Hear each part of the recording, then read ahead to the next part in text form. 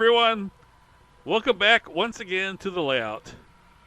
The Union Pacific Railroad Evanston subdivision in HO scale. My name is Daryl Cruz, owner and builder of the layout, and your host for episode 27 of season 2024. This is another weekly update on the progress made on the layout, and again continuing to work on the Taggart Mountain region, the Weber River, traveling before and after the layout, crossing over it twice. Make sure you like, subscribe, and click the little bell to be notified of new layouts, or excuse me, new updates. This is how things looked last week, and had a little bit of vegetation on there. Actually, quite a bit of vegetation, but not enough. Again, this is how it looked last week, and I know looking at it last week, and I know I made a comment to myself that I needed to add still more vegetation.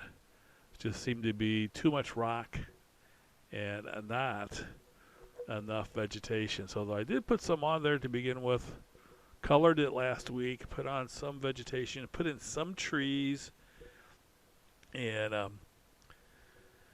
but I definitely looking at prototype photos of the mountain, I saw I definitely needed to put in some more.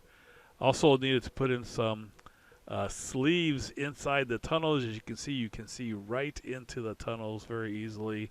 So I knew that I needed to take care of that also, and of course there was some comments about it. I always get comments from people who make note that there aren't sleeves in the tunnels, but was able to take care of that. You can see I do have the sleeves in now, so you cannot see into the tunnels. And I started to add some vegetation. Now this is some vegetation that I think was already on there. You can kind of see where I put them. And what I try to do is look for areas of how or of where water would flow. So kind of imagine where the water would flow if there's a rainstorm, how it would flow down the mountain into valleys and so forth, and then also look for some horizontal locations, because that's kind of where vegetation is going to occur, where the water flows, and then also where there's some horizontal areas. So you can see I'm already putting some in, and this is kind of how things look today. I definitely put in some more down here at the base of it. This is going to be the bank of the Weber River. Put in some more here, some horizontal locations. And here's the area where I put definitely from here, kind of try to figure out how the water would flow down through the valleys and kind of put the vegetation all the way through there.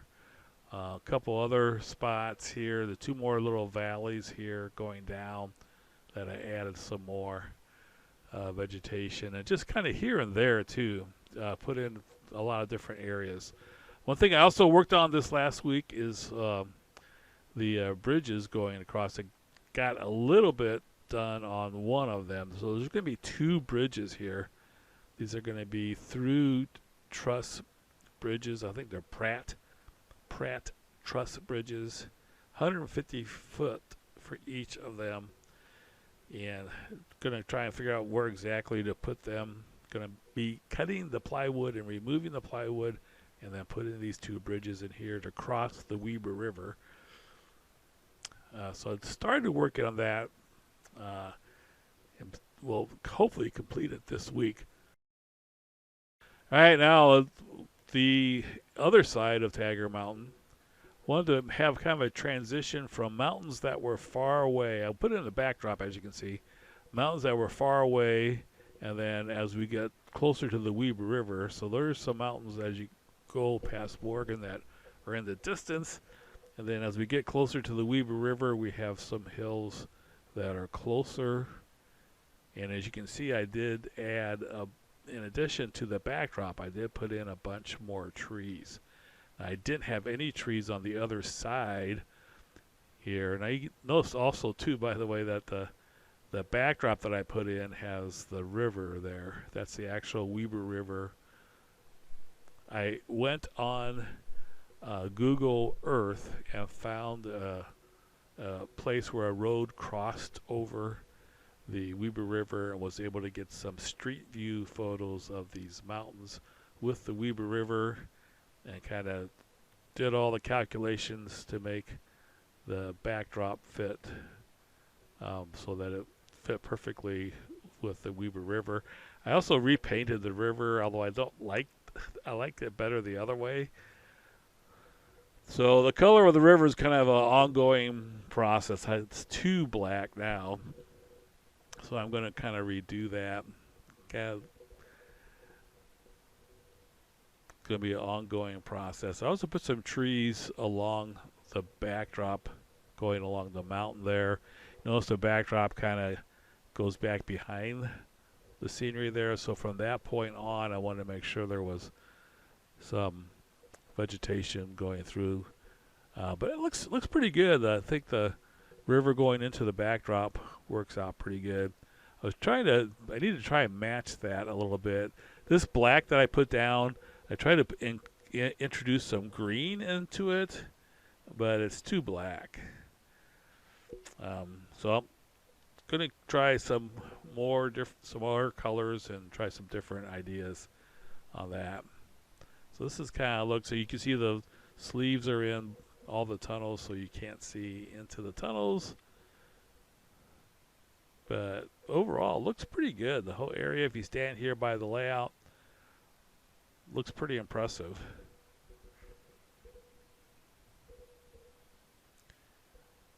Now I might do something about that shadow there. It's more obvious when you're here at the layout, but I have to kind of wait and see how that wears on me. Now I didn't put any vegetation along here because I still have a backdrop to put in. So this is going to be another crossing of the Weber River, and then it's going to be a interstate crossing over the tracks and going into the backdrop, and then Devil's Slide's going to be back in there. This could be pretty interesting. It's something I'm also going to work on this next week. My goal this week coming up is to get both bridges constructed and installed, and then get the roadbed for the interstate in place.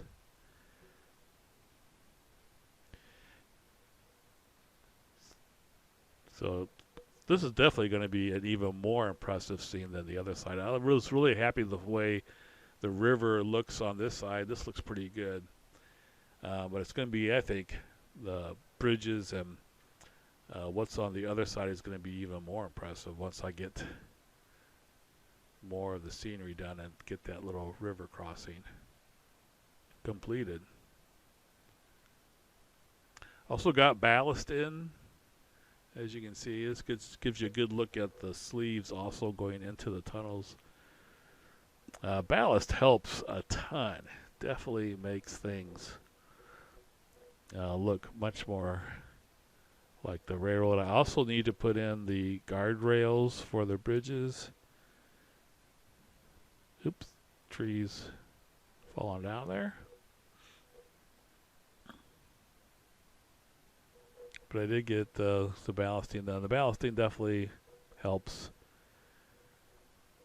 And here I think I must have bumped this while I was cleaning the track. Some of the ballast was disturbed. Patting it down a little bit.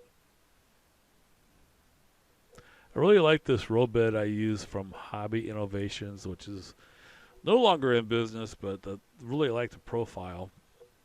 This is what the tracks look like out there. Class 1 main railroad track. Alright, now for the trees, I use a bunch of different kinds of trees. I use 2 different types from Heike. This was a kit that was $19 for 15 trees, but the way it worked out, I only had foliage for like 6. So I don't know what that's all about. So you're supposed to get 15 trees out of it. You don't. So for $18, I got 6 trees, which is about $3 a tree. Here's another kit I used from Heike. This was a little bit better as far as the number of trees actually matching up to what they have. They have 15 trees coming out of here, and I think I probably will be able to get close to 15. They give you a lot of foliage with this one. Here's the armature that they give you. Looks devilish, but you push them in different ways, and they just take the foliage here and place it on there. So maybe not quite 15. That was $30. It looks like it's coming out to, you know, a couple of bucks to $3 a tree. So here's what the trees look like on the layout. You can't really see the pointy parts of the armatures. I usually try to hide the base when I do that. When I put them in, here's some more back here. I'll have to hide that base a little bit better.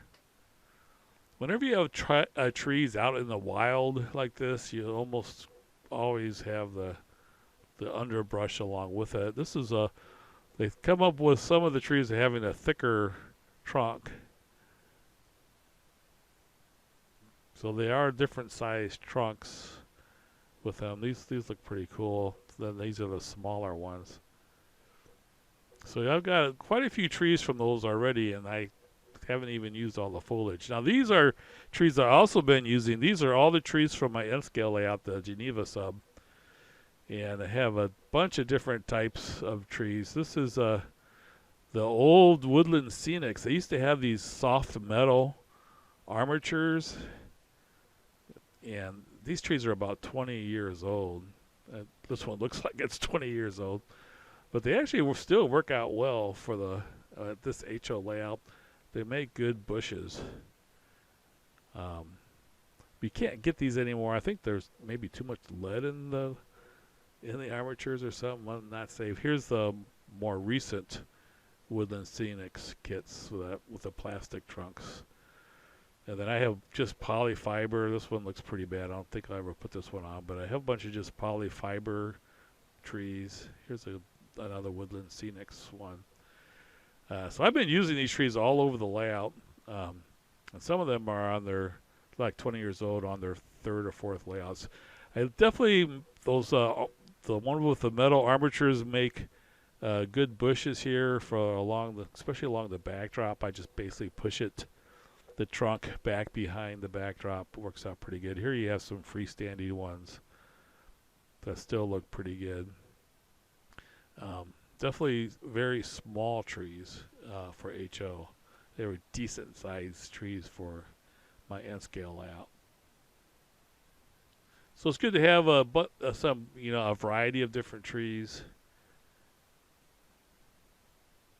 and you do definitely have a lot of different trees. Now this one I noticed was leaning, and then of course while I was trying to fix it while videoing, I decided to just pull it out. It was not working out very well. So how I put these plastic ones in, I drew a hole in there and put a spike in backwards with the head of the spike going into the tree, and then I use that to just press them in. Now that was loose, and I super glued it so that it was stiff, and then now I'm going to push it back in. And I also usually try and the spike is just in there to hold it, and then I put some Elmer's glue to make it more of a substantial hold. And my plaster is thin enough where you can just poke through it. And then I try to put some foliage around the base so it looks good.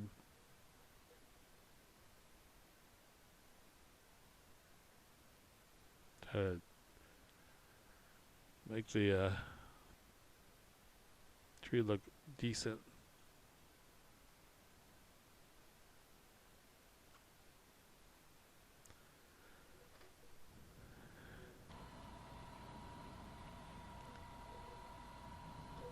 So this is how it looks as of today, lots of vegetation around the river, which you normally would have. Ballasted track. And then going into the Taggart Mountain.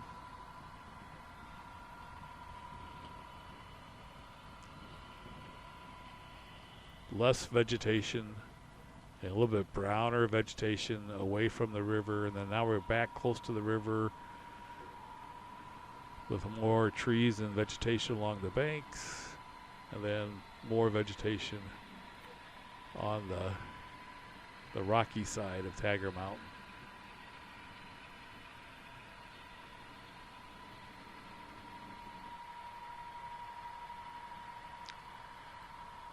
Actually using a tripod for this shot.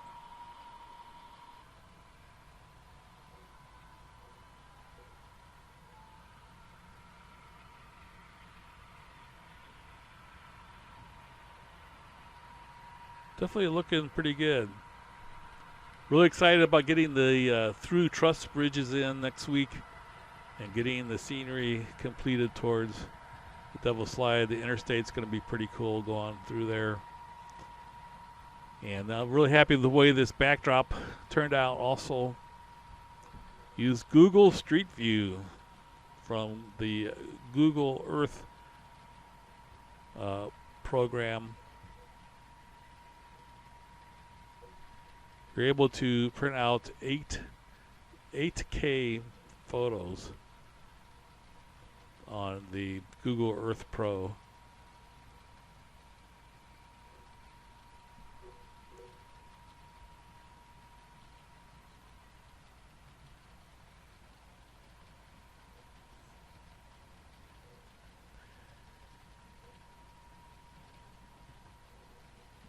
Not going to do much on this river. I may try and paint it one more time. Don't really, like I said, it's too black right now. I won't put the polyurethane coating.